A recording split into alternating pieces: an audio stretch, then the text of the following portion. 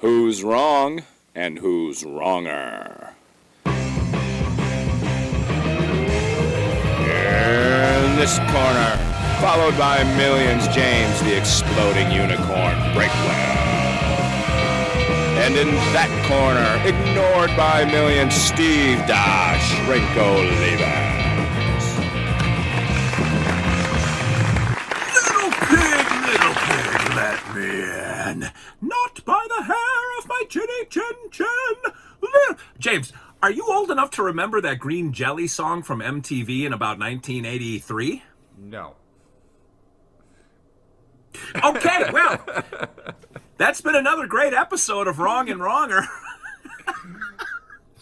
James, you're usually far more loquacious than that. The fact that you only said no gives me hope that this is actually going to be a good episode. Well, I was just thinking to myself that whenever you do a character, you lose like 100% of the time. And you've had a recent winning streak because you dropped all your characters. And now you brought one back, and I'm going to win. It doesn't even matter what the topic is. It doesn't matter how the coin flips up. You're done. Finish. Stick a fork in you.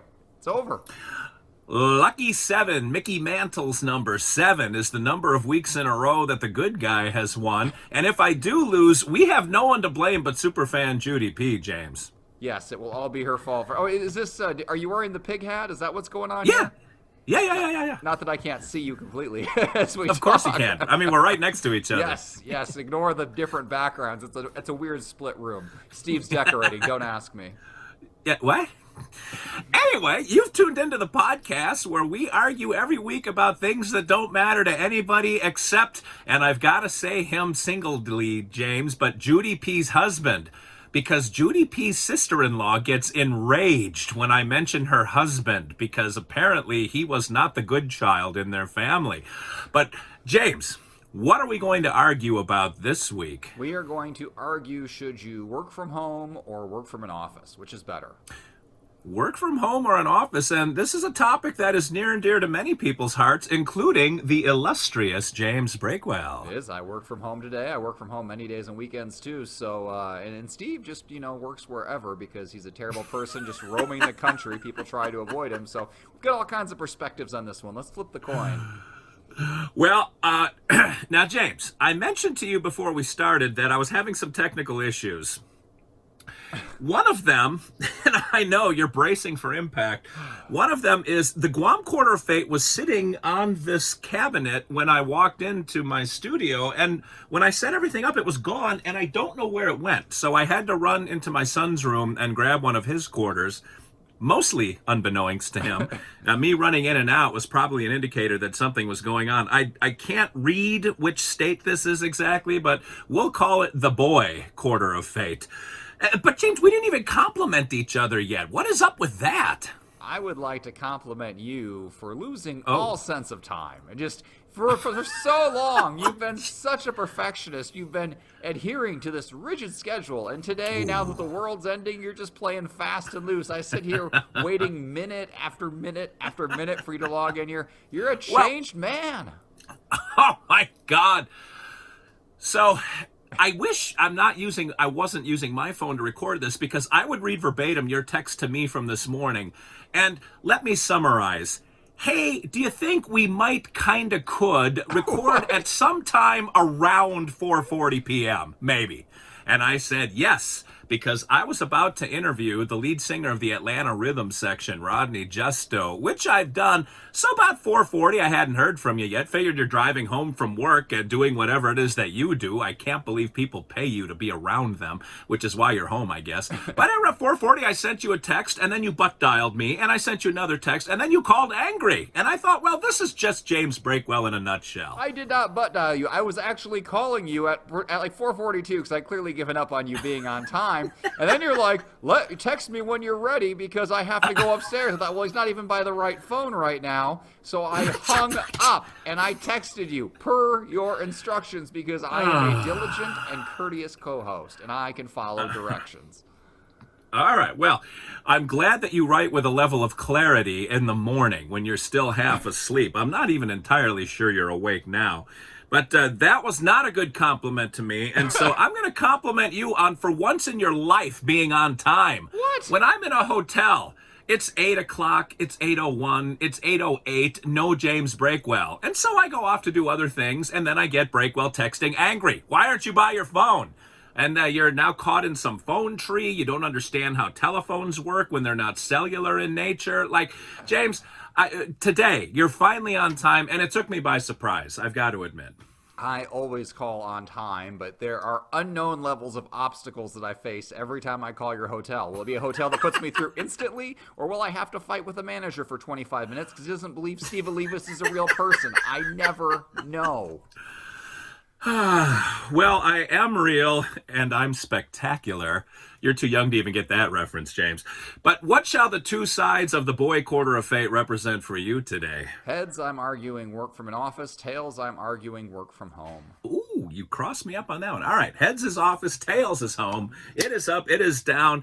It's actually tails. I was trying to think of whose name I was going to say because our listener Justine always enjoys when I drop the quarter. I did not today. It is tails. You, sir, are working from home. All right. Well, the list of perks is as long as my arm, and my arms are pretty long. So brace yourself. True. Get ready. Start whatever exaggerated facial expressions you do as I sit here and win the argument. So let's just run through them. First of all, it saves on the commuting. I gained an hour of my life back today because I worked from home. I didn't have to drive anywhere. It saves the environment. I didn't cause any pollution. I was able to watch my own kids because their school is currently closed, so I saved on babysitting costs and got to spend quality time with my children, educating them, keeping them alive, feeding them. These are moments I'm never going to get back. I can do two things. I can multitask, kind of like I can sit here and talk to you and also mentally make my grocery list because it's much more entertaining than whatever conversation we're having. It saves on overhead. Corona. This is okay. I'm glad you can't infect me through the podcast here. Even though we are totally in the same location. It saves on overhead. The company can just shut off the lights and shut off the power today because everybody's working from home, and it increases safety. Right now, we're all supposed to stay inside, stay away from other people because we don't want to spread infection. So I am being a good citizen, a good member of my community, and I'm more productive. I'm relaxed. I'm refreshed. I was able to work out extra long today because I didn't have to go anywhere. I didn't have to drive. It saved everything. I could wear casual clothes. I didn't have to get dressed up. I can't imagine why anyone would ever want to work on an office, but I'm sure you're going to make up some weird reasons. So please, Steve, disappoint us all.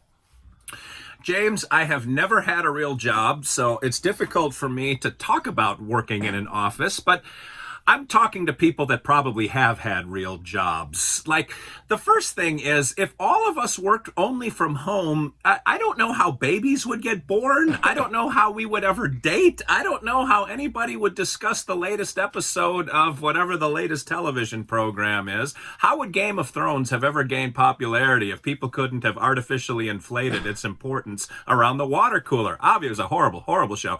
That's what The Office does, James. It gives camaraderie. It allows you to have a problem and walk to the next desk and ask somebody a question. You don't have to shoot them an email and then sit tapping your foot for the next 20 minutes waiting for them to email you back. You know what it's like when you text me, James. That thing languishes in obscurity for a while.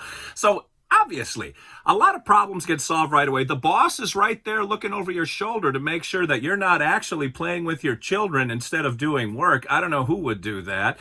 And it makes us more sociable. And James, we need to up the level of how we treat each other nowadays. Why isolate and just grow angrier in all of our homes? Don't you find that when you're home all day, James, you get angry? And for you, that's saying something, my friend. You need to diffuse a little of that onto the people around you and get other points of view besides your 4-year-old. Like once in a while, you probably like to have an adult conversation with someone who's other than me.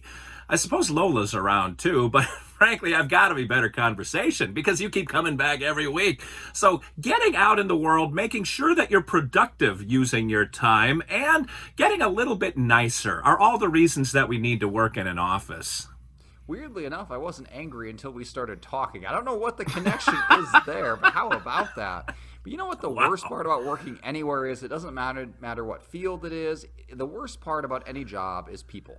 It's the public, it's the customers, whoever's coming in and needs your services, and it's the people you work with. It's the people above you. The people everywhere. They're always the problem. If you eliminate people, work is wonderful. So that's the key here. The less contact you have with other people, the easier your life is, because you're a responsible employee. You're going to get your work done. You don't need your boss looking over your shoulder. Maybe you just need a 5-minute breather to do some online shopping or to take a power nap. Who knows? As long as you get the work done, what's it matter? If you go in an office, you're required to sit there for 8 hours, even if you only work for 2 hours and 15 minutes of it or whatever it is. You're getting paid for butt time. If you work at home, you're getting paid for actual production, because they can't tell what you're doing.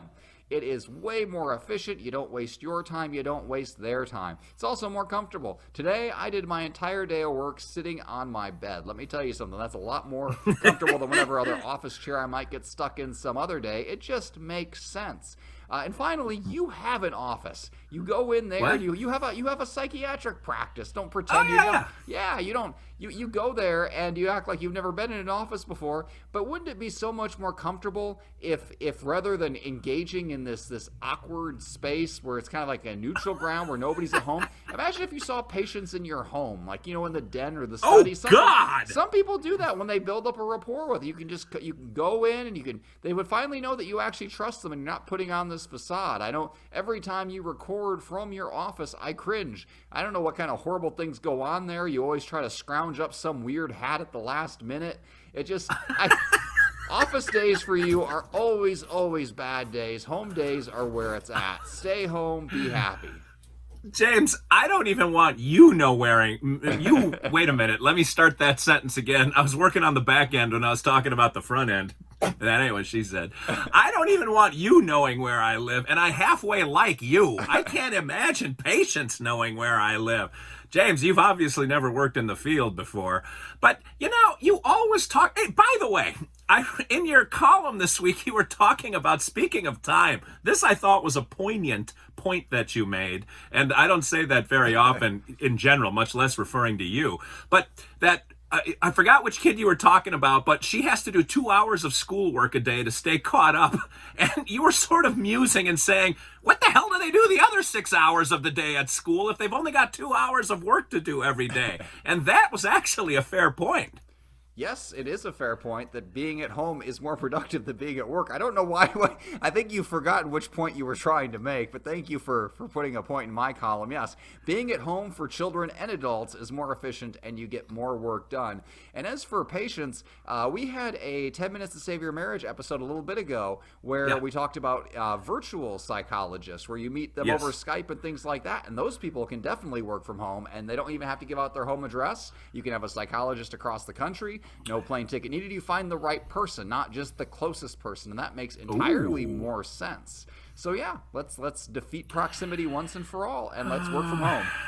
I don't know, James. There's just certain professions, probably yours not among them, because nobody wants to be with you, which is why you got hired to do what you do, but where you just need other people around you. Most of us are sociable creatures. We're not trolls that crawl out from under our bridge every once in a while to do a podcast. Like, we're effervescent people. We wear festive hats, and we like going out and communing with the world around us. And you always complain about your family, James. Don't you want to get away from them for 8 hours a day? Do you want to be immersed in that madness all the time? I can't imagine you do. And now that you have, it kind of shows, just between you and me. It shows with my radiant glow of joy from spending so much time among my children. And with that, I'm going to roll the dice. Remember, everyone, Steve did a character this week. Punish him, please. That's really all you need to know about this debate. If anyone remembers that video from 83 on MTV, it might have been 84, but Green Jelly, the song was constructed specifically for the video. And the punchline was, little pig, let me in. Fabulous. James, you're going to YouTube that thing. You know you are. I never know if you're being nostalgic or making things up. It's a fine line in your warped brain. If you want to vote for me and working from home, stopping the spread of illness, enjoying your family, vote for 62. I have no pen. Oh, there we go. If you want to vote for that crazy guy over there with a pig hat and characters you want to end forever, and also I think he was arguing working from office is the worst place in the world, vote for... It's 00. Did we decide that's a... I don't remember what 00 is supposed to be. We're going to say it's 100. Well, because that's what you said it was for you. I'm Okay. sure for me it's going to change. It'll be 100 then. I guess you should be 0 because we know that's how much credibility you have. But you're going to be 100. And if you want to throw your vote away, vote for 10. Wow, we've done like 100 of these episodes where you roll the dice. We've never had a 00, except it's been like 2 out of the last 3 weeks we've had a 00. What are the odds against that? Statistical anomaly. That is James Breakwell. He's like a human anomaly. But if you want to vote for the human anomaly, vote well. Please, yeah. James, vote for 62. If you want to keep the train a-rolling all night long, vote for Steve and 00 or 100, whatever Breakwell is able to pull off when he magically puts this up on Twitter. And if you want to throw your vote away, vote for 10. Don't confuse that one with 100. All right, you have survived another episode and another great hat of Wrong and Wronger, and you're going to tune in again next week because Judy P says she's got another one en route, and we're going to love that one. So, for Dr. James Breakwell, this is Steve the Exploding Pig Olivas saying thanks for watching, thanks for listening, and remember, 2 wrongs can't make a right.